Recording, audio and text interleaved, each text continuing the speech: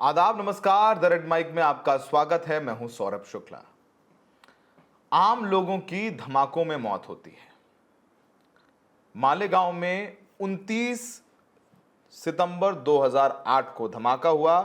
उस धमाके में 6 लोग मारे गए, 100 से ज्यादा घायल हुए और 17 साल बाद इस मामले में निर्णय आया है और वो निर्णय काफी चौंकाने वाला है।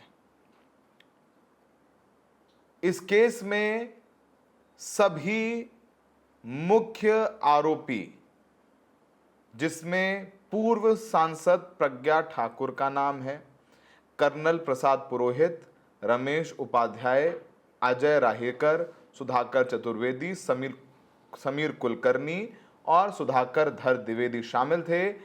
इन सबको कोर्ट ने बरी कर दिया है और यह फैसला दिया है एनआईए स्पेशल कोर्ट ने। आप बताइए कि इस बम धमाके में मरने वाले थे सैयद अजहर, मुश्ताक शेख यूसुफ, शेख रफीक, शेख मुस्तफ़ा, फरहीन, इरफान जियाउल्ला, हारून मोहम्मद। इन 6 लोगों के मारे जाने के लिए कौन दोषी है किसी को नहीं पता, क्योंकि मुख्य आरोपी बरी हो गए हैं और इसकी जांच एनआईए और एटीएस ने की है। नेशनल इन्वेस्टिगेटिंग एजेंसी और एंटी टेरर स्क्वाड, इन दोनों ने मिलकर इस पूरे मामले की जांच की है। और आप बताइए कि 3 जांच एजेंसियां थीं जो इस पूरे मामले की जांच कर रही थीं और आप सोचिए कि 17 साल लंबी जांच चली और अंत में नतीजा क्या है कि सब बरी हो गए। तो फिर ये 6 लोग जो मरे, जिनके नाम हमने लिए, क्या उन्होंने ही अपने बम लगा लिया था और खुद को उड़ा लिया? यह फैसला हमारी जांच एजेंसियों के चेहरे पर स्याही है कि उनकी जांच इतनी कमजोर होती है कि सब बरी हो गए। तो फिर किसने मारा इन 6 लोगों को? और सिर्फ मामला इन 6 मौतों का नहीं है। पिछले हफ्ते मुंबई ट्रेन में ब्लास्ट हुआ था जिसमें 200 लोग मारे गए थे। उसमें भी सभी आरोपियों को बरी कर दिया गया था 20 साल बाद। 20 साल तक वो आरोपी जेल में रहे और फिर उनको बरी किया। उसमें से कुछ तो मर गए और कुछ बहुत बुजुर्ग हो गए कि जिंदगी में कुछ नहीं कर सकते। तो 200 मौतें ये और 6 मौतें मालेगांव वाली, यानी 206 मौतें कैसे हुई, उसका जिम्मेदार कौन है, ये साबित ही नहीं कर पाई हमारी जांच एजेंसीज। मल्टीपल जांच agencies, Maharashtra police, NIA, ATS, crime branch, कोई साबित नहीं कर पाए कि इन 206 लोगों को किसने मारा। मुंबई में ब्लास्ट हुआ, लोकल ट्रेन्स में 200 लोग मरे, किसने मारा पता नहीं। मालेगांव में 6 लोग मरे, किसने मारा पता नहीं। आपको बताएं कि इस पूरे मामले में कोर्ट ने अपने फैसले में कहा है कि जांच एजेंसी आरोप साबित नहीं कर पाई है और ऐसे में आरोपियों को संदेह का लाभ मिलना चाहिए। जज लाहौटी ने कहा कि धमाका हुआ था, लेकिन यह साबित नहीं हुआ कि बम मोटरसाइकिल में रखा था। यह भी साबित नहीं हुआ कि मोटरसाइकिल साध्वी प्रज्ञा के नाम थी। यह भी साबित नहीं हो सका कि कर्नल प्रसाद पुरोहित ने बम बनाया। इस पूरे मामले में 8 मई को फैसला होने वाला था, लेकिन 31 जुलाई तक की सुरक्षित रख लिया गया था। और शुरुआती जांच इस केस में महाराष्ट्र एटीएस ने की थी। 2011 में केस एनआईए को सौंपा गया। 2016 में एनआईए ने चार्जशीट दाखिल की थी और 3 जांच एजेंसियां बदल चुकी हैं, 4 बम बदल चुके हैं। इसमें मुख्य आरोपी साध्वी प्रज्ञा थी। प्रज्ञा के ऊपर यह आरोप था कि धमाके के लिए एक व्यक्ति देने की जिम्मेदारी ली। रामजी कलसांगरा और संदीप डांगे को सुधाकर धर द्विवेदी से मिलवाया। ये इसमें मुख्य आरोपी थी कि साजिश में शामिल थी, षड्यंत्रकर्ता थी। कर्नल प्रसाद पुरोहित जो रिटायर्ड हैं, उनके ऊपर आरोप था कि अभिनव भारत संगठन शुरू किया, 21 लाख रुपए जुटाए, आरडीएक्स की व्यवस्था की, हथियार खरीदने की मदद की, मीटिंग में शामिल हुए और बम बनाने में जो टेक्निकल मदद थी वो की। मेजर रमेश उपाध्याय रिटायर्ड संगठन में सीनियर सदस्य, प्लानिंग की बैठकों में शामिल रहे, तकनीकी और वैचारिक मदद करते थे और इन सभी समील कुलकर्णी, सुधाकर चतुर्वेदी पर आरोप था कि इनके घर में बम बनाए गए। धमाके के लिए 2 लोगों को बम देने की भी बात कही गई और इसमें से कोई भी दोषी नहीं है। अब इस पूरे फैसले पर बहुत सारे रिएक्शंस आए हैं और मरने वालों में 70 साल के बुजुर्ग, 19 साल के युवा भी शामिल थे और इस पूरे मामले में जो शुरुआती जांच हुई थी उसमें हिंदू संगठनों के नाम आए थे। शुरुआती जांच में धमाकों को मुस्लिम आतंकी संगठनों से जोड़कर देखा गया। बाद में महाराष्ट्र एटीएस ने हिंदू चरमपंथी संगठनों से जुड़े कुछ लोगों को गिरफ्तार किया। प्रज्ञा ठाकुर और लेफ्टिनेंट कर्नल श्रीकांत पुरोहित के नाम सामने आए। हेमंत करकरे की जांच और शहादत हो चुकी है और उनकी अब वो नहीं है जिंदा। तो बहुत सारी बातें हैं जो आप समझ सकते हैं। साध्वी प्रज्ञा काफ़ी खुश हैं फैसले के बाद। 55 साल की उम्र हो गई है, उन्हें बीजेपी एक बार चुनाव लड़ा चुकी है, भोपाल से वो चुनाव लड़ चुकी हैं और जाहिर सी बात है कि बीजेपी ने जिस दिन उनको टिकट दिया तो उसी दिन समझ लीजिए कि बीजेपी ने तो कम से कम प्रज्ञा ठाकुर को क्लीन चिट दे दी थी, उसमें कोई शक नहीं था और उन्होंने चुनाव हराया दिग्विजय सिंह को और फिर अपने तमाम बयानों के चक्कर में वो काफ़ी सुर्खियों में रहीं और वो काफ़ी खुश नज़र आ रही हैं।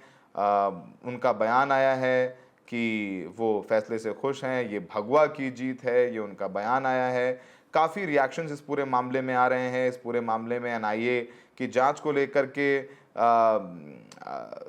भी सवाल उठ रहे हैं। आरडीएक्स कैसे आया, कहाँ से आया, किसी को नहीं पता कि आरडीएक्स कहाँ से आया, बम किसने बनाया। इस पूरे मामले में एआईएमआईएम के सांसद असदुद्दीन ओवैसी ने भी ट्वीट किया है। उन्होंने कहा है कि मालेगांव ब्लास्ट पर यह फैसला निराशाजनक है।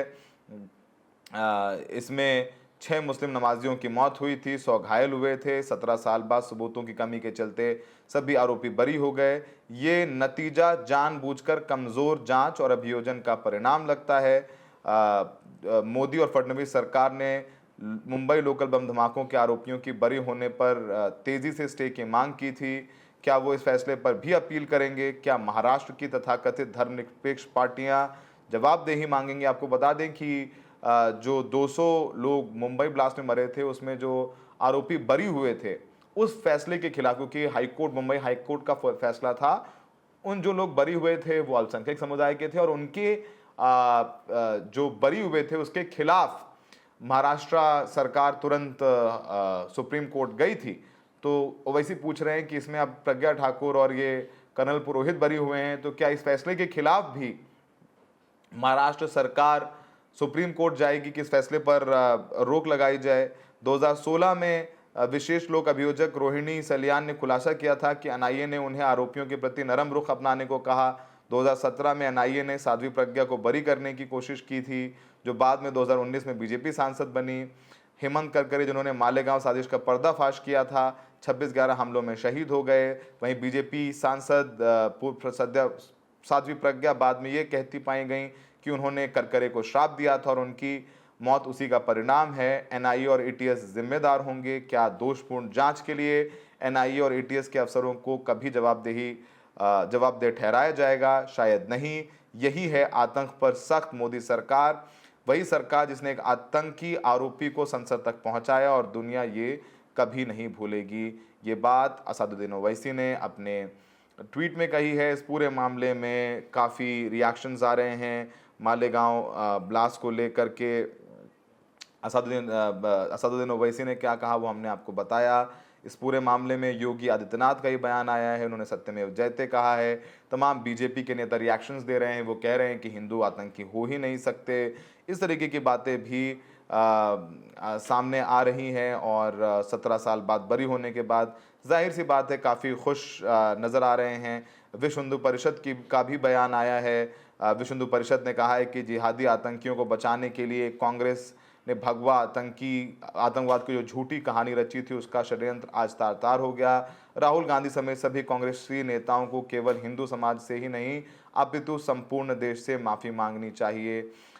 ये विश्व हिंदू परिषद का बयान आया है और काफ़ी रिएक्शंस आ रहे हैं। और कल अमित शाह ने कहा ही था कि a Hindu can never be a terrorist, और आज ये फैसला आ गया। इसको भी लोग लेकर सवाल उठा रहे हैं कि अमित शाह ने कहा और आज ये फैसला आ गया। फिलहाल सबको कोर्ट के इस फैसले पर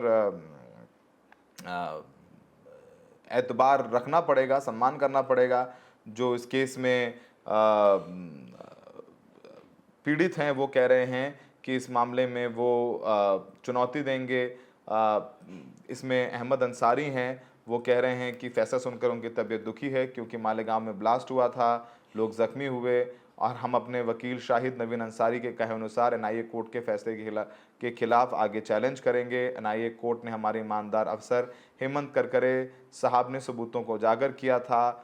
वकील शाहिद ने कहा हम दुखी हैं, दरअसल जांच एजेंसी और सरकार फेल हुई हैं, इसमें आरोपियों का कोई दोष नहीं है कि वो बरी हो गए। अब हम जांच एजेंसी के बारे में ये नहीं कह सकते कि उन्होंने जानबूझ करके कहा है।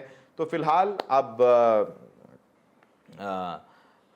काफ़ी गहमा गहमी है इस मामले पर, काफ़ी रिएक्शंस है इस मामले पर। आपको कुछ रिएक्शंस के साथ छोड़े जाते हैं, इसमें विश्व हिंदू परिषद का रिएक्शन है, काफ़ी खुशी मनाई जा रही है और वो कह रहे हैं कि भगवा आतंकवाद की झूठी थ्योरी फैलाई गई। लेकिन अंत में सवाल उठता है कि जो 6 लोग मारे गए मालेगांव में, उन्हें किसने मारा?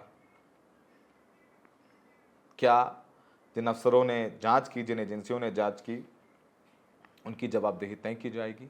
हमें देखने के लिए बहुत बहुत शुक्रिया। ये रिएक्शन सुनिए। आज एक बहुत ही ऐतिहासिक दिन है।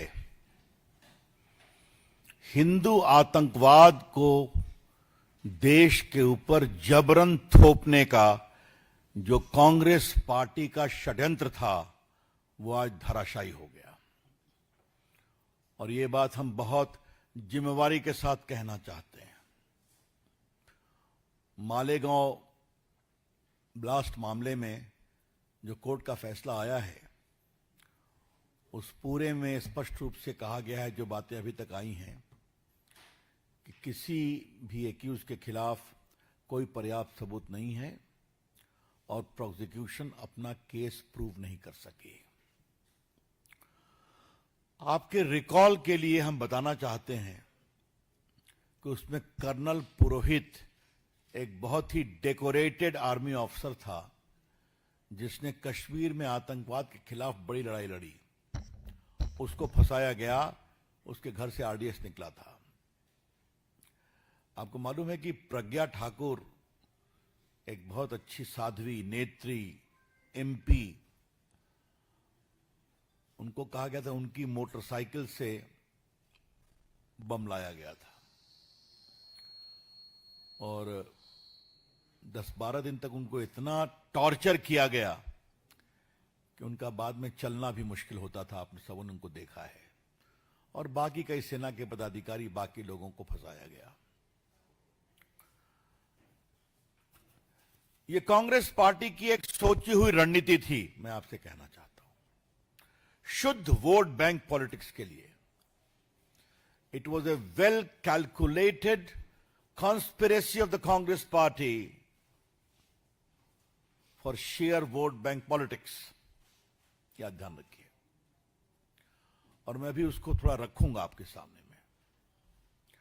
पार्टी के राष्ट्रीय मंच से हम इस निर्णय का स्वागत करते हैं और ये कॉन्स्पिरेसी एक्सपोज हुई, धराशायी हुई, इस पर हमें संतोष भी है और खुशी भी है। आप सच्चाई को बहुत दिन तक नहीं झुठला सकते, बहुत दिन तक नहीं छुपा सकते। You cannot falsify the truth by your diabolical design for too long. Truth has an uncanny habit of reappearing with alarming regularity. वही बात इसमें हुई है। मित्रों, थोड़ा अब आपको हम रिकॉल के लिए कहना चाहते हैं। याद होगा, गृह मंत्री चिदम्बरम ने सैफरन टेरर की बात कही थी और कहां कही थी? डीजीपी के कॉन्फ्रेंस में। याद होगा दूसरे गृह मंत्री सुशील कुमार शिंदे ने भी सैफरन टेरर की बात कही थी। और राहुल गांधी ने जो अमेरिकी राजदूत तिमोथी थे उनसे बातचीत में कहा था कि Hindu terror is more deadly than Lashkar e Taiba. याद है आपको? ये उनका स्टेटमेंट था ऑन रिकॉर्ड, जो बाद में विकीलीक पर आज भी है, जो एम्बेसडर ने अपने मेमोयर्स में उसको भेजा था एडे कैंप में, रिपोर्ट में, क्षमा करेंगे। तो दो गृह मंत्री और राहुल गांधी। और मुझे याद है कि उस समय मैं पार्टी का मुख्य प्रवक्ता था, तो चिदम्बरम की टिप्पणी पर मुझे प्रेस करने का अवसर मिला था 11 अशोक रोड में। और मैंने कहा था, श्रीमान गृह मंत्री जी, आप सैफरन टेरर की बात करते हैं तो भारत के तिरंगे में भी सैफरन है। भारत के संत भी भगवा पहनते हैं। जिस महाभारत में रथ के सारथी भगवान कृष्ण थे, उस पर भी तो सैफरन झंडा था ना। तो आप क्या कहना चाह रहे हैं? ये तो भारत की सांस्कृतिक आध्यात्मिक परंपरा का रंग है ना। तो पूरे देश में इतना बवाल हुआ कि बाद में कांग्रेस पार्टी को थोड़ा, जनार्दन द्विवेदी थे उस समय, उनको आना पड़ा, वो भी उतना नहीं कर पाए।